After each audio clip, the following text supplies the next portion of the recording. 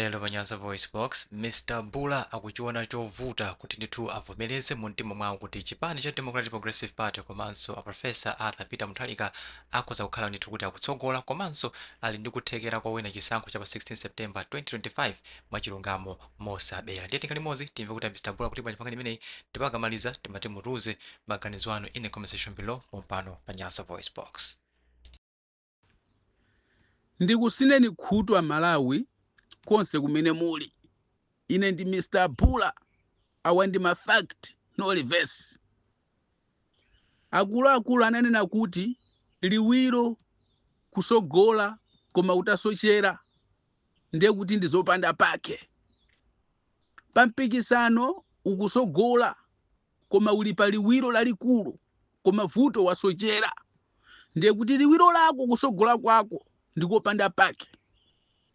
Akuluakulu sananame a DPP akusogola koma ameki apeza kuti DPP inabera zisankho kunjewu.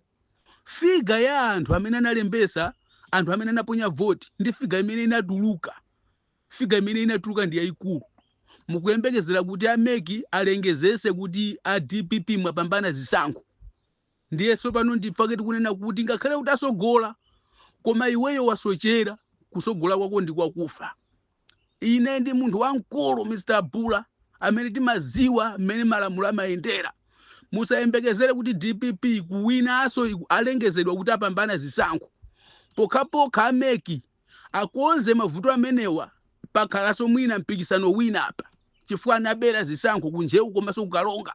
Figala ya anthu auchuluka kuposa figa ya anthu amene anavota a DPP ukamberembere kuba. Ndiye mukuyembekezera kuti alengeze kuti a DPP mwapambana. Izizi a DPP kondwerani lero mawa mukhumudwa. Kukamacha mukhala ndi BP ino mulira. Tizikuonera ndi pakhosi. Chifukwa ndi anthu osaganiza anthu akuba.